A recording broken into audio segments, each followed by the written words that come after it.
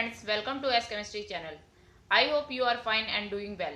We are studying Unit 3rd Electrochemistry and today's topics are conductance, electrolytic and electronic conductors, electrical resistance, specific conductivity, equivalent conductivity and molar conductivity. Let's start.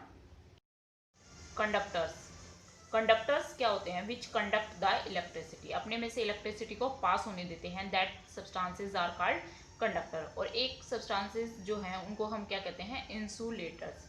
ठीक है, which do not conduct the electricity. ठीक है, which conduct the electricity या which pass the electricity through it. ठीक है, और which do not conduct the electricity that are insulator. Clear. अब जो कंडक्टर्स हैं वो दो टाइप्स के होते हैं। ठीक है, कंडक्टर्स एक तो होते हैं इलेक्ट्रॉनिक कंडक्टर्स, इलेक्ट्रॉनिक कंडक्टर्स। ठीक है, और एक होते हैं इलेक्ट्रोलिटिक कंडक्टर, इलेक्ट्रोलिटिक कंडक्टर्स। अब इलेक्ट्रॉनिक कंडक्टर्स देखो, यहाँ पे इलेक्ट्रॉन्स वर्ड आ रहे हैं ना, तो यहाँ पे मानो जो कंडक्शन है इलेक्ट्रिसिटी का वो ड्यू टू इलेक्ट्रॉन होता है। Conduction due two electron, electron की वजह से कंडक्शन हो। ठीक है, अब देखो वैसे एक्चुअल में है क्या इलेक्ट्रिसिटी, हमें ये पता होना चाहिए। इलेक्ट्रिसिटी क्या होती है? फ्लो ऑफ इलेक्ट्रॉन होती है। क्या होती है? Flow of electron, that is electricity. ठीक है, इलेक्ट्रॉन जो है एक पोजीशन से दूसरी पोजीशन पे और तीसरी पोजीशन ऐसे मूव करता रहे, उसी को क्या कहते हैं हम? इलेक्ट्रिसिटी। इलेक्ट्रिसिटी में होते क्या है? इलेक्ट्रॉन्स ही तो होते हैं। ठीक है, अब क्या होता है कि इलेक्ट्रॉनिक कंडक्टर में जो कंडक्शन है वो ड्यू टू इलेक्ट्रॉन जो है होता है। क्लियर। अब ये जो है सब्सटेंसेस डिसोशिएट नहीं होते। क्या नहीं होते? Not dissociate, not dissociate, dissociate नहीं होते। विदाउट डिसोशिएशन जो है इलेक्ट्रिसिटी को पास करते हैं। फॉर एग्जाम्पल देखो, एग्जाम्पल से आपको क्लियर हो जाएगा। मेटल्स हैं जैसे, है ना, जैसे आयरन है ना, और आपका सिल्वर है, कॉपर है, इस तरह के जो मेटल्स हैं वो क्या करते हैं? डिसोशिएट नहीं होते, अपनी पोजीशन में ही रहते हैं, अपनी शेप में, अपनी उसमें ही रहते हैं, लेकिन इलेक्ट्रिसिटी को पास होने देते हैं। तो वहां पर जो इलेक्ट्रिसिटी का फ्लो है वो ड्यू टू इलेक्ट्रॉन होता है। एक्चुअल में होता है क्या? देखो हमने आप तक पढ़ लिया था कि जो मेटल है, मेटल है क्या एक्चुअल में? मेटल वो एलिमेंट्स है which can loss the electron and convert into positively charge species है। इलेक्ट्रॉन लॉस करने की टेंडेंसी होती है जिनकी, वो ही उन्हीं सब्सटेंस को हम क्या बोलते हैं? मेटल। ठीक है, तो मेटल में एक्चुअल में क्या होता है? जो मेटल है वो इलेक्ट्रॉन लॉस कर देते हैं इस तरह से। ठीक है, तो और जो है अलग अलग मेटल के एलिमेंट्स हैं वो इलेक्ट्रॉन लॉस कर देंगे। तो इस तरह से एक क्या बन जाता है इनके अराउंड, क्योंकि ये पॉजिटिव है तो नेगेटिव को अट्रैक्ट करेंगे, एक क्लाउड बन जाता है किनका? इलेक्ट्रॉन का।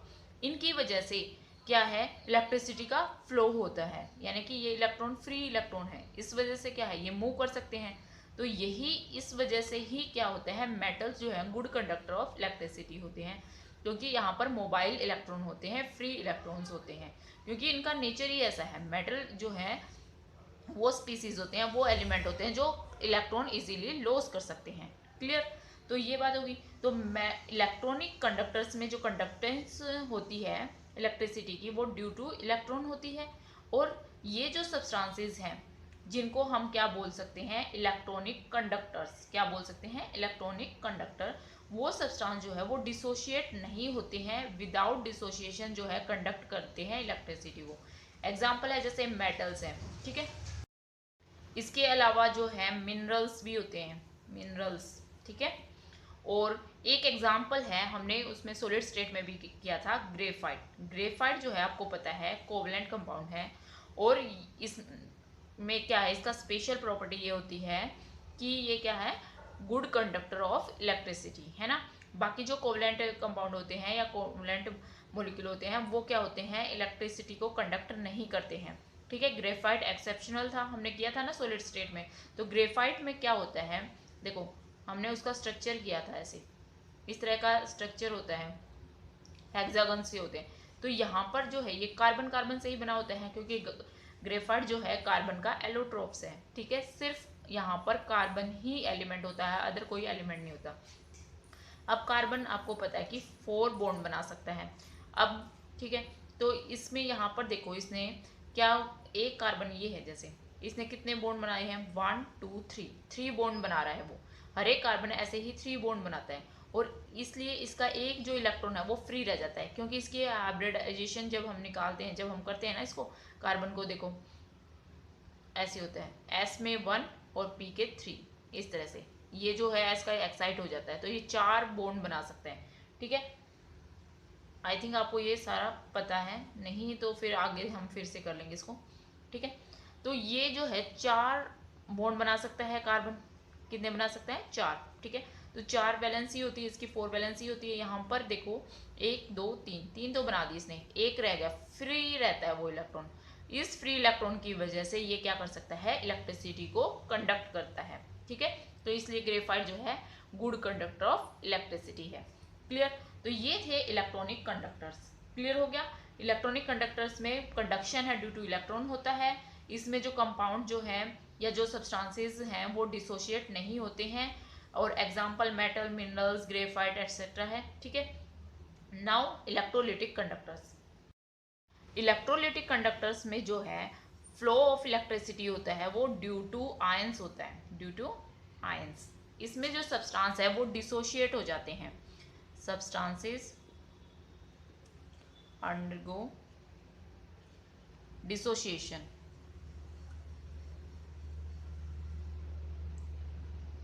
ठीक है, सब्सटेंसेस है वो डिसोशिएट होंगे, आयंस में टूटेंगे। आयंस जो है फिर क्या करेंगे, इलेक्ट्रिसिटी को कंडक्ट करेंगे। अब देखो आयंस कैसे करते हैं इलेक्ट्रिसिटी को कंडक्ट।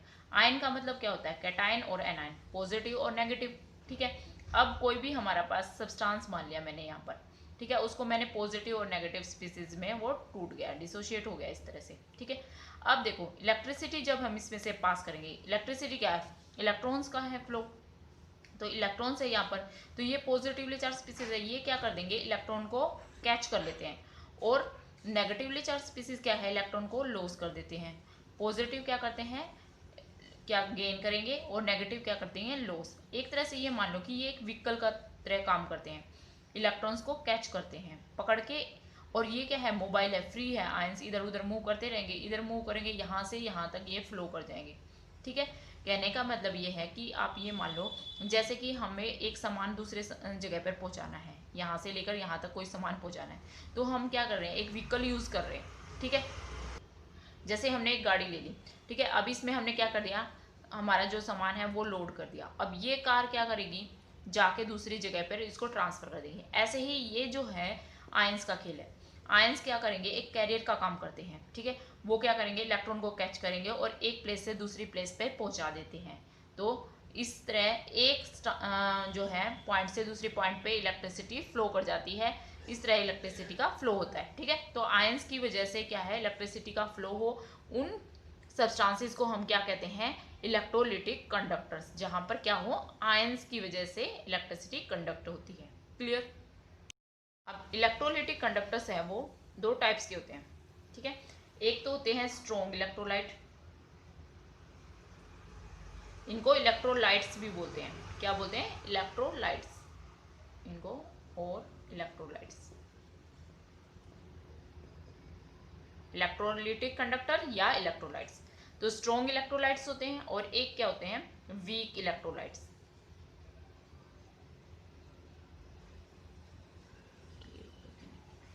ठीक है, अब देखो स्ट्रॉन्ग इलेक्ट्रोलाइट क्या होते हैं, वो सब्सटेंस जो कंप्लीटली डिसोशिएट हो जाते हैं, कंप्लीटली डिसोशिएट।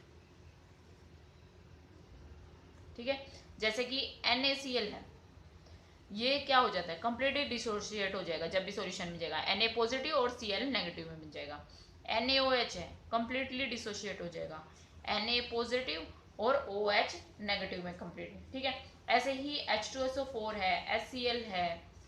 ठीक है, इस तरह के जो सब्सटेंस है जो कंप्लीटली डिसोशिएट हो जाते हैं आयंस में, उनको क्या बोलते हैं हम, strong electrolytes.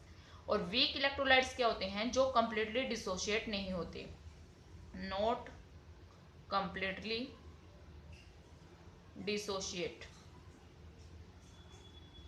Into ions. Ions में कंप्लीटली डिसोसिएशन, कुछ ना कुछ उनके मॉलिक्यूल्स रह जाते हैं।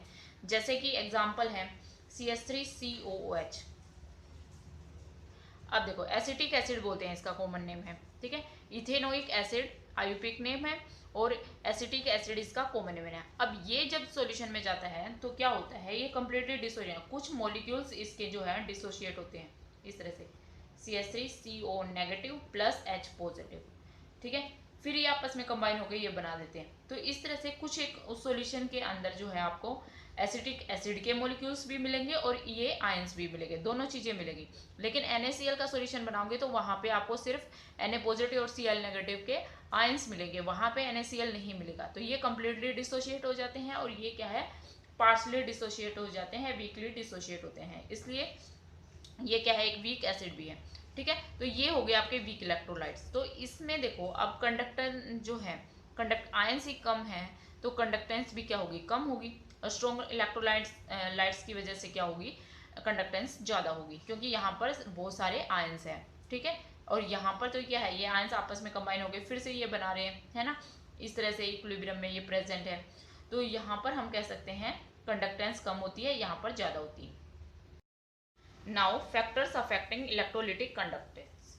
तो फर्स्ट फैक्टर है नेचर ऑफ इलेक्ट्रोलाइट्स। अभी हमने बताया कि जैसे कि स्ट्रॉन्ग इलेक्ट्रोलाइट है वो कंप्लीटली डिसोशिएट हो जाते हैं, तो उनकी वजह से कंडक्शन क्या होगी, ज़्यादा होगी, ठीक है। तो स्ट्रॉन्ग इलेक्ट्रोलाइट्स कंडक्ट मोर इलेक्ट्रिसिटी देन वीक इलेक्ट्रोलाइट, ठीक है। तो स्ट्रॉन्ग इलेक्ट्रोलाइट्स की वजह से ज्यादा होगी। सेकंड फैक्टर है, नेक्स्ट है size of ion produced and their solvation.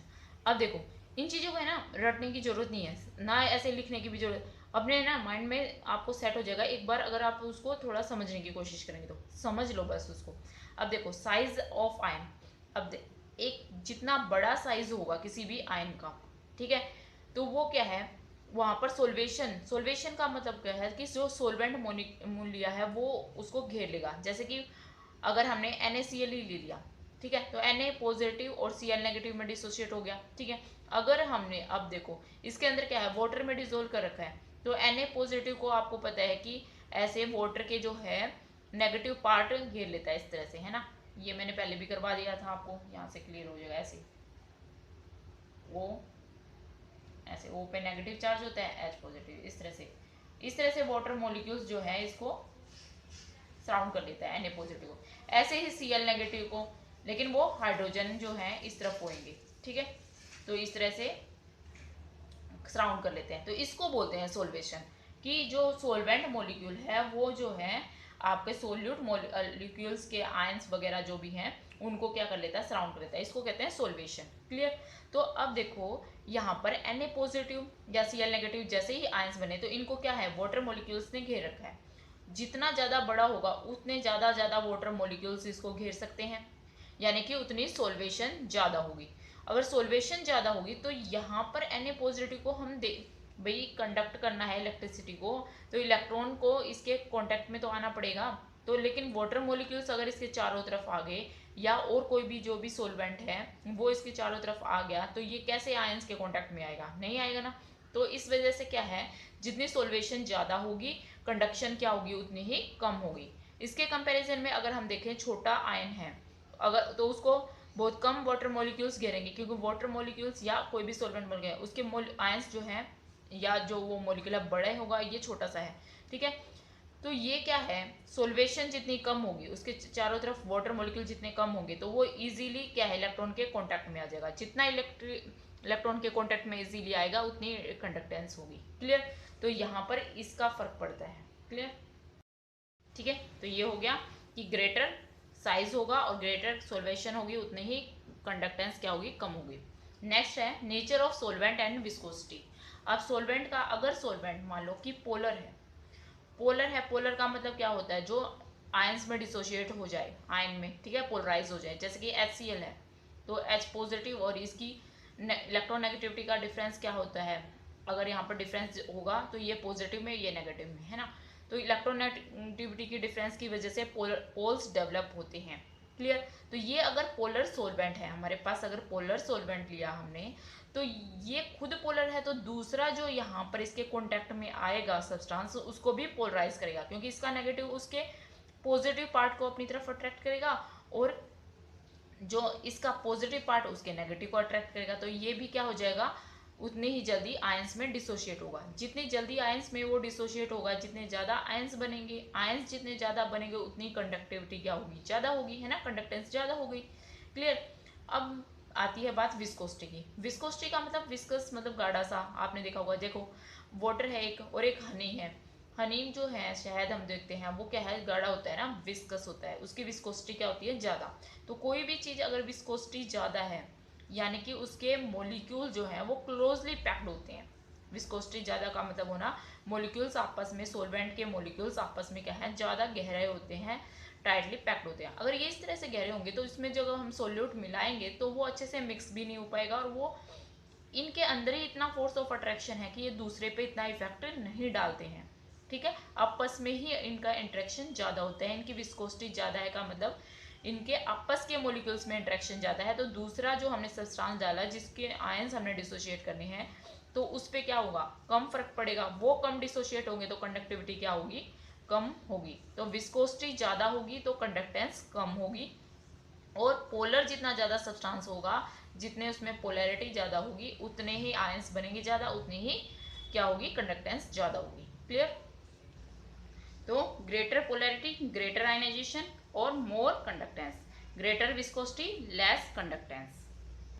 Concentration of solution. Concentration का मतलब क्या होता है, देखो कोई भी सब्सटेंस है, ठीक है, अगर हमने ये सोलवेंट ले लिया, इसके अंदर हमने क्या डाल दिया, सोल्यूट डाल दिया, ठीक है, तो जितनी कंसंट्रेशन ज्यादा होगी ना, जितना हमने सोल्यूट डाला, अगर हमने सोल्यूट इसमें डाल दिया ज्यादा, यानी कि उसकी कंसंट्रेशन ज्यादा होगी, यही बोलते हैं हम। ठीक है, तो ज्यादा अगर कंसंट्रेशन होगी, जितना सोल्यूट मॉलिक्यूल्स ज्यादा होंगे वहां पर, तो वो क्या है, आप पास पास में होंगे। ठीक है, जैसे कि मान लो NaCl ही का एग्जांपल लेते हैं। अगर आपको पता है कि NaCl में फोर्स ऑफ अट्रैक्शन जितना, मतलब कि जितने ये दूर होंगे, Na पॉजिटिव और Cl नेगेटिव में रहेंगे। ठीक है, जैसे हमने सॉलिड स्टेट में एक्सप्लेन किया कि ये सॉलिड फॉर्म में जब हम इसको लेते हैं तो ये NaCl की फॉर्म में रहते हैं, आयंस में नहीं रहते। लेकिन जब इसको मेल्ट करते हैं, यानी कि इनके आयंस को हम दूर दूर करते हैं, तो ये दूर दूर हो जाते हैं। ठीक है, तो Na पॉजिटिव और Cl नेगेटिव आयंस बनते हैं तब, यानी दूर करना पड़ता है किसी भी चीज को आयंस में सेपरेट करने के लिए, उनमें गैप होना चाहिए। ठीक है, तो एसिटिक एसिड CH3COH का एग्जांपल लेते हैं जैसे। ठीक है, तो ये अगर CH3COO नेगेटिव और H पॉजिटिव में टूट गया मान लो मॉलिक्यूल्स, ठीक है, अब अगर ये कंसंट्रेटेड ज्यादा होगा, यानी ज्यादा जितने आयंस अगर होंगे इसमें, तो ये क्या है, पास पास में आ जाएंगे, पास में आ जाएंगे तो फिर से कंबाइन होके किस में बनेंगे, एसिटिक एसिड में फिर से बन जाएंगे यहाँ पर, यानी आयंस नहीं रहेंगे। जितनी कंसंट्रेशन ज्यादा होगी उतने आयंस कम बनेंगे यहाँ पर, इसका मतलब आयंस कम बनेंगे तो कंडक्टेंस कम होगी। क्लियर।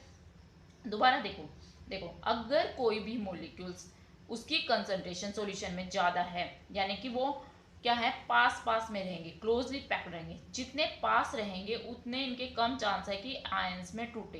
क्योंकि जैसे कि एसिटिक एसिड है, ये जैसे ही आयन में टूटेगा तो क्या होगा, अगर बहुत सारे होंगे एसिटिक एसिड के इस तरह के आयन मॉलिक्यूल्स आयन, तो भीड़ भाड़ होगी, तो ये दोनों क्या होंगे, पास में आ जाएंगे। पास में जैसे ही ये दोनों चीजें आई तो वापस कंबाइन होकर एसिटिक एसिड बना लेगी, तो वहां पे आयंस क्या हो गए, कम।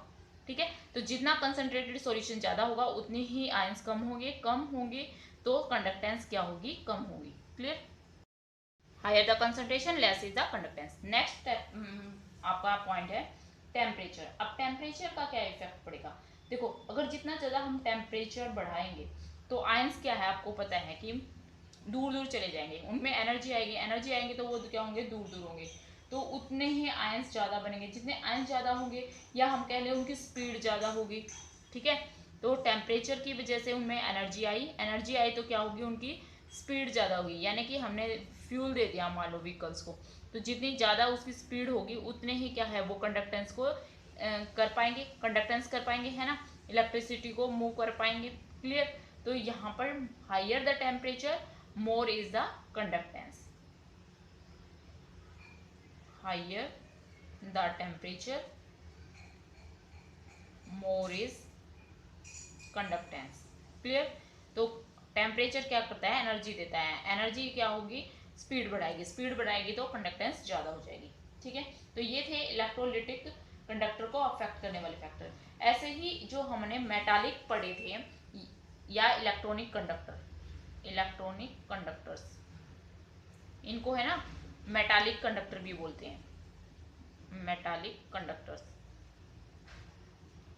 ठीक है, तो मेटालिक कंडक्टर्स के में कौन से फैक्टर अफेक्ट करेंगे, एक तो होगा नेचर ऑफ मेटल्स, नेचर या structure of metals, nature and structure of metal, metal का नेचर कैसा है उस पर डिपेंड करता है। ठीक है, जैसे कि आपने ये देखा गया जो एजी है, सिल्वर है, सबसे ज्यादा कंडक्ट करता है अच्छे से इलेक्ट्रिसिटी को। ठीक है, उसके बाद कॉपर, ठीक है, फिर आयरन हुआ। तो ये किस पे डिपेंड कर रहा है, इनके नेचर पे, कितनी वो कंडक्टिविटी कर पाता है। ठीक है, दूसरा फैक्टर आ गया आपका number of valence electron, valence electron, कितने, जितने ज्यादा वैलेंस इलेक्ट्रॉन होंगे यानी बाहर आउटर सेल में जितने फ्री इलेक्ट्रॉन ज्यादा होंगे उतनी ही कंडक्टेंस क्या होगी, ज्यादा हो जाएगी। ठीक है, थर्ड फैक्टर है टेम्परेचर, टेम्परेचर का तो वही इफेक्ट पड़ना है। ठीक है, कि लेकिन यहां पर एक बात देखो, इसमें क्या हुआ, जितना टेम्परेचर आप बढ़ाओगे उतनी ही कंडक्टिविटी डिक्रीज होगी, ये ध्यान रखना। With increase in temperature conductance decreases, क्योंकि वहां पर क्या है, वाइब्रेशंस। आप आगे जब पढ़ोगे देखो कि एक्चुअल में क्या होता है, ये मेटल है, मेटल में बाहर क्या है, सॉरी इलेक्ट्रॉन्स है, इलेक्ट्रॉन का क्लाउड है, इस तरह मोबाइल इलेक्ट्रॉन है। तो इस वजह से क्या है, इसके कंडक्टिविटी होती है, अभी मैंने बताया। अब यहाँ पर जो है हायर टेम्परेचर की वजह से इनमें डिस्टरबेंस आ जाती है। ठीक है, डिस्टरबेंस आएगी तो वहां पर इसकी वजह से क्या होगा, कंडक्टिविटी कम होगी। क्लियर। नेक्स्ट है इलेक्ट्रिकल रेजिस्टेंस। रेजिस्टेंस क्या होता है, कंडक्टेंस का अपोजिट हो गया। ठीक है, फ्लो ऑफ इलेक्ट्रिसिटी तो क्या होगा आपका कंडक्टेंस, और यहाँ पर रेजिस्टेंस क्या हो गया, अपोज करना उसका। अब देखो रेजिस्टेंस क्या करेगा, अपोज करेगा इलेक्ट्रिसिटी के फ्लो का। किस तरह, अब ये जो है ओम लॉ ने इसको, ओम्स लॉ, ओम ने जो है एक लॉ दिया, उसने बताया कि अगर हम वोल्टेज V अप्लाई करते हैं किसी भी एंड से, कंडक्टर है कोई, उसके पे अगर हमने V वोल्टेज अप्लाइड की और करंट I उसके अंदर से फ्लो हुआ, इफ करंट I जो है वो फ्लो हुआ, तो वहां पर जो रेजिस्टेंस है वो क्या है, डायरेक्टली किस पे डिपेंड करेगा, इज इक्वल टू होगा V बाई आई। क्या होगा, V बाई आई। कई जगह V को E भी लिखते हैं वोल्टेज को। ठीक है, तो कुछ भी हो सकते, लिख सकते हैं आप। तो ओम लॉ क्या कहता है, अगर हम किसी भी कंडक्टर के एंड पर वोल्टेज V अप्लाई करते हैं और करंट I उसमें से फ्लो हो जाता है, तो जो रेजिस्टेंस है वहां पर वो क्या है, V बाई आई होगा। और रेजिस्टेंस मैंने बता दिया क्या होता है, अपोजिशन होता है फ्लो ऑफ इलेक्ट्रिसिटी। ठीक है, उसको अपोज करना। क्लियर। तो ओम्स लॉ की डेफिनेशन अगर आप लिखना चाहो तो लिख सकते हैं, if two the ends of, किसके एंड से, conductor, if the ends of conductors a voltage V is applied and current I flow through it, then resistance R से डिनोट करते हैं, resistance R of conductor is V by I. ठीक है, ये है ohm law. R is equal to V by I। Clear. तो definition आ जाए तो आप इस तरह से 1-2 नंबर में आ जाती है, लिख सकते हैं। अब देखो इसकी यूनिट जो है क्या होती है, R की जो रेजिस्टेंस है उसकी यूनिट होती है ओम। क्या होती है? ओम। और वोल्टेज की यहाँ भी की यूनिट तो आपको पता ही है, वोल्ट होगी। ठीक है। और जो करंट है वो किस में लिखता है हम? एम्पियर में। क्लियर। अब जो कंडक्टेंस है, कंडक्टेंस जो है वो क्या होती है? रेसिप्रोकल होती है रेजिस्टेंस का, या रेजिस्टेंस कंडक्टेंस का रेसिप्रोकल होती है, एक ही बात है। ठीक है। तो कंडक्टेंस जो है डायरेक्टली इक्वल टू होती है I बाय R, रेसिप्रोकल होती है। तो कंडक्टेंस को G से भी डिनोट करते हैं और C से भी मिल जाएगा कहीं पर भी। ठीक है। तो G और C is equal to 1 by R होता है। क्लियर। और इसकी यूनिट क्या हो जाएगी फिर? इसकी ओम होती है उसकी पर ओम, ऐसे, या इसको उल्टा करके भी लिखते हैं, महो, ऐसे बोलते हैं। ठीक है। ओम या महो। क्लियर। तो ये हो गया कंडक्टेंस। एक और यूनिट होती है इसकी साइमन, साइमन। ठीक है। इसकी कंडक्टेंस की स्पेसिफिक कंडक्टिविटी या स्पेसिफिक कंडक्टेंस क्या होती है? देखो अभी हमने है ना रेजिस्टेंस पढ़ा R। ठीक है। आप देखो कोई भी एक वायर ले लो ऐसे। ठीक है। अच्छा, इसको एक एग्जांपल से चले, वाटर पाइप है ये। क्या है? Water pipe. अब देखो जैसे वाटर पाइप है, जितनी आप देखो लेंथ जितनी उसकी ज़्यादा होगी तो उतना ही फ्लो क्या होगा? धीरे होगा। मतलब यहाँ से यहाँ पहुँचने में उसको क्या लगेगा? टाइम, ये कह सकते हैं हम। ठीक है। और देखो इसका जो क्रॉस सेक्शन एरिया है, जितनी वो चौड़ाई में ज़्यादा होगी, एक तो इतनी चौड़ी है, एक इतनी सी नैरो सी है, तो किस में इजीली वाटर फ्लो कर जाएगा? इसमें वाली, इसमें चौड़े वाली में, है ना। तो जितना क्रॉस सेक्शन एरिया ज़्यादा होगा उतना फ्लो ज़्यादा होगा। और एक देखो जितनी लेंथ कम होगी, कम होगी तो यहाँ से यहाँ तक फटाफट फ्लो कर देगा, लेकिन इतनी बड़ी है, जितनी बड़ी होगी उतना ही फ्लो कम होगा। वही बात आ जाती है रेजिस्टेंस पे, यानी कि रेजिस्टेंस के लिए जितनी ज़्यादा नैरो साइज होगा उसका, उतना ही रेजिस्टेंस क्या होगा? ज़्यादा होगा। तो जितना एरिया ऑफ क्रॉस सेक्शन ज़्यादा हो गया, रेजिस्टेंस क्या हो गया? कम हो गया। तो हम यहाँ पर ऐसे लिख सकते हैं, जो रेजिस्टेंस है वो directly proportional to length, length of wire, और inversely proportional area of cross section, है ना। जितनी लंबाई ज़्यादा होगी वायर की उतना रेजिस्टेंस ज़्यादा होगा, जितना एरिया ऑफ क्रॉस सेक्शन ज़्यादा होगा उतनी रेजिस्टेंस कम होगा। तो resistance is inversely proportional to area of cross section and directly proportional to length, ये कह सकते हैं। अब इसको लिख सकते हैं हम R is equal to rho, sorry, rho L by A, where rho is the constant of proportionality. क्या है? Constant of proportionality. ये L आप लिख लेना, लेंथ ऑफ वायर है, क्योंकि हम यहाँ पर इलेक्ट्रिसिटी के कंडक्टेंशन की बात कर रहे हैं। ए क्या है? Area of cross section. Clear. ये हो गया आपका कांस्टेंट ऑफ प्रोपोर्शनैलिटी। और इसको कहते हैं स्पेसिफिक रेजिस्टिविटी या रेजिस्टेंस, स्पेसिफिक रेजिस्टेंस और रेजिस्टिविटी, रेजिस्टिविटी। क्लियर। रो। तो अब अगर हमें रो को डिफाइन करना हो तो देखो कैसे कर सकते हैं हम। अगर हमारी लेंथ 1 सेंटीमीटर है और area of cross section 1 centimetre square लिखें, एल क्या ले? अगर हम 1 सेंटीमीटर ले लें, और ए जो है हमने 1 centimetre square, area of cross section भी 1 सेंटीमीटर स्क्वायर लिया, तो आर इज इक्वल टू क्या हो जाएगा? रो, है ना। तो रो को हम कैसे डिफाइन कर सकते हैं? स्पेसिफिक रेजिस्टेंस और resistivity defined as the resistance of conductor whose length is 1 centimeter and area of cross section is 1 centimeter square। ठीक है। तो इस तरह से हम इसको डिफाइन कर सकते हैं। तो इस तरह हमने डिफाइन कर दिया रेजिस्टिविटी और specific resistance is defined as the resistance of the conductor whose length is 1 centimeter और area of cross section is 1 centimeter square। अब देखो हमने R जो है वो कंडक्टेंस का अपोजिट था, रेसिप्रोकल था, है ना। तो तो R इज इक्वल टू हम क्या लिख सकते हैं, 1/g लिख सकते हैं, ठीक है।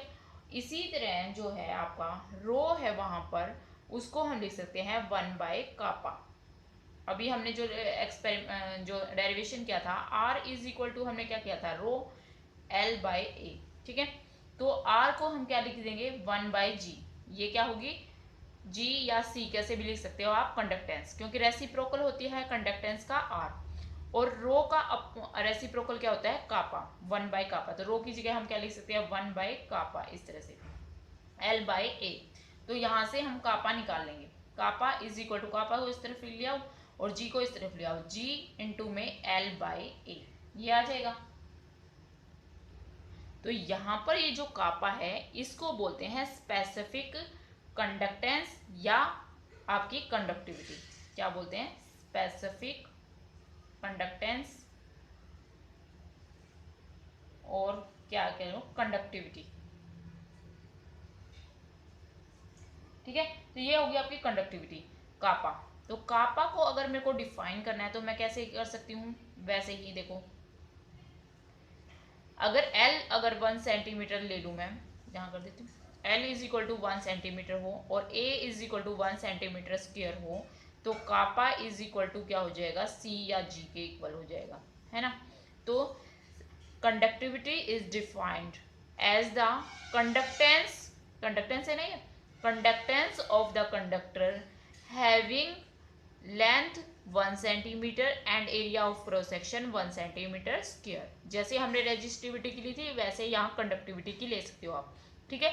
वहां पर रेजिस्टेंस के इक्वल था और यहाँ पर क्या है, कंडक्टेंस के इक्वल होगा। तो डेफिनेशन आप बना लेंगे, ठीक है, क्लियर।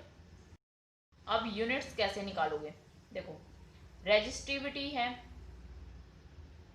अगर हमें रेजिस्टिविटी क्या मतलब, रो की अगर यूनिट निकालनी है तो आप वो एक्सप्रेशन निकालो, देखो rho is equal to R A/L हो जाएगा, क्योंकि R इज इक्वल टू क्या है, रो L/A है, तो रो को इधर ले आओगे, R को इधर ले आओगे तो ये अपोजिट हो जाएगा, ठीक है। तो rho is equal to R A/L। तो अब R की यूनिट क्या होती है, ओम, A की क्या होती है, सेंटीमीटर स्क्वायर, लेंथ की क्या है, सेंटीमीटर, तो 1 सेंटीमीटर से ये कट जाएगा, तो ओम सेंटीमीटर। तो ये तो होगी रेजिस्टिविटी की यूनिट। ऐसे ही कंडक्टिविटी की निकाल लोगे, कंडक्टिविटी, तो कंडक्टिविटी में क्या है, कापा, कापा इज इक्वल टू क्या है, सीधा ही हमें पता है 1/रो, रो की हमारी आएगी ओम सेंटीमीटर, तो कापा की क्या हो जाएगी, पर ओम पर सेंटीमीटर। तो इस तरह से आप यूनिट निकाल लेंगे। और इक्विवेलेंट कंडक्टिविटी क्या होगी, 1 ग्राम इक्विवेलेंट अगर हम इलेक्ट्रोलाइट ले लें, 1 ग्राम इक्विवेलेंट इलेक्ट्रोलाइट, तो इसमें जो आयन प्रोड्यूस होंगे उनकी वजह से जो कंडक्टेंस होगी दैट इज इक्विवेलेंट कंडक्टर, ठीक है। इक्विवेलेंट कंडक्टेंस या इक्विवेलेंट कंडक्टिविटी उसको कहते हैं, क्लियर। तो अब देखो इसको कैसे डिफाइन कर सकते हैं हम, अगर हम सॉल्यूशन ले लें जिसका वॉल्यूम हमने ले लिया वॉल्यूम V, एक सॉल्यूशन ले लिया जिसका वॉल्यूम V है, उसके अंदर हमने 1 ग्राम इक्विवेलेंट जो है इलेक्ट्रोलाइट डाल दिया, तो लाइट डाल दिया, ऐड कर दिया इसके अंदर, ठीक है। तो अब जो कंडक्टेंस होगी उसके कहेंगे इक्विवेलेंट कंडक्टिविटी, क्लियर। तो equivalent conductivity is defined as the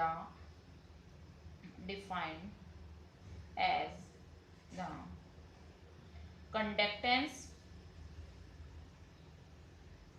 of all the ions produced from 1 gram equivalent क्या है, इलेक्ट्रोलाइट, इलेक्ट्रोलाइट कैसे बना, dissolve in V centimetre cube of solution, V centimetre cube of solution के अंदर जो है 1 gram equivalent electrolyte डाला, तो उससे जो कंडक्टेंस हुई that is equivalent conductivity, clear. तो अब इसको लैम्डा इक्विवेलेंट इस तरह से डिनोट करते हैं, तो लैम्डा इक्विवेलेंट होता है कापा इनटू में 1000 बाय नॉर्मेलिटी, ये आपको याद करना है, कोई डेरिवेशन वगैरह निकालना नहीं है, हमें याद करना है। ठीक है, अब इसकी यूनिट निकालनी आनी चाहिए आपको। यूनिट कैसे निकालेगी लैम्डा इक्विवेलेंट की? कापा की यूनिट आपको पता है, अभी हमने निकाली थी, क्या थी? पर ओम पर सेंटीमीटर। ठीक है, अब देखो जो क्या बोला है हमने, वॉल्यूम लेना है हमने सेंटीमीटर क्यूब में, तो सेंटीमीटर क्यूब हो गया। किस में? ग्राम इक्विवेलेंट में। 1 ग्राम इक्विवेलेंट बोला ना, ग्राम इक्विवेलेंट। तो यहां से आपकी आ जाएगी पर ओम पर सेंटीमीटर। अच्छा, सेंटीमीटर ये क्यूब है और ये 1 है, तो सेंटीमीटर स्क्वायर बच जाएगा। ठीक है, और ग्राम इक्विवेलेंट का क्या आ जाएगा? पर ग्राम इक्विवेलेंट। तो ये होगी लैम्डा इक्विवेलेंट की यूनिट, पर ओम सेंटीमीटर स्क्वायर पर ग्राम इक्विवेलेंट। क्लियर? और साइमन की फॉर्म में लिखेंगे तो पर ओम की जगह क्या लिख देंगे हम? यहाँ पर साइमन लिख देंगे, एस से डिनोट करते हैं साइमन। साइमन जो है एसआई यूनिट होती है। ठीक है, तो वहां पर यहाँ पर हम सेंटीमीटर की जगह मीटर भी ले सकते हैं, मीटर स्क्वायर और ग्राम इक्विवेलेंट पर ग्राम इक्विवेलेंट, ये भी यूनिट हो जाएगी इक्विवेलेंट कंडक्टिविटी की। मोलर कंडक्टिविटी इक्विवेलेंट कंडक्टिविटी के जैसी ही है, बस यहाँ पर वहां पे 1 ग्राम इक्विवेलेंट था, यहाँ 1 मोल इलेक्ट्रोलाइट आएगा, बस और कुछ चेंज नहीं करना है, बाकी सेम है। तो इसको डिफाइन अगर हम करें, define as the conductance when conductance of all the ions, लिखा था ना हमने, ions produced from 1 gram equivalent क्या था, यहाँ लिखेंगे 1 मोल ऑफ इलेक्ट्रोलाइट। बाकी सेम, इलेक्ट्रोलाइट किस में डिजोल्व किया था? Dissolve in V centimetre cube of solution. Clear? या सिंपल आप ऐसे भी लिख सकते हो, the conductance produced by 1 mole of electrolyte is the molar conductance या मोलर कंडक्टिविटी। ठीक है, इसको लैम्डा एम से डिनोट करते हैं। तो लैम्डा एम जो है वो क्या होगा? कापा इंटू में 1000 बाय, वहां पर क्या था? नॉर्मेलिटी था, यहाँ आएगा मोलैरिटी। ठीक है, बस और कोई डिफरेंस नहीं है यहाँ पर। ठीक है, तो यूनिट वैसे ही निकाल लेंगे। लैम्डा एम क्या होगी? कापा की यूनिट आपको पता है। ठीक है, और जो आप वॉल्यूम की यहाँ पर यूनिट क्या ले लेंगे? वही सेंटीमीटर क्यूब लेके, और नीचे ले लेंगे पर मोल, करके दिखा देती हूँ। पर ओम था, ठीक है, पर सेंटीमीटर, और यहाँ पर क्या लिया था हमने? सेंटीमीटर क्यूब वॉल्यूम की यूनिट, और यहाँ पर लिया था हमने इक्विवेलेंट, तो यहाँ पर ले लिया मोल, क्योंकि यहाँ मोलैरिटी ले रहे हैं। क्लियर? तो वही आ जाएगा पर ओम सेंटीमीटर का स्क्वायर और पर मोल। ठीक है, ये यूनिट हो जाएगी। तो साइमन सेंटीमीटर स्क्वायर पर मोल, साइमन में भी लिख सकते हैं इसको, साइमन सेंटीमीटर स्क्वायर पर मोल, यहाँ एस, बाकी सारा सेम। तो ये थे मोलर कंडक्टिविटी। तो आज के लिए बस इतना ही। इसी तरह आप पढ़ते रहे और मुस्कुराते रहें। जय हिंद।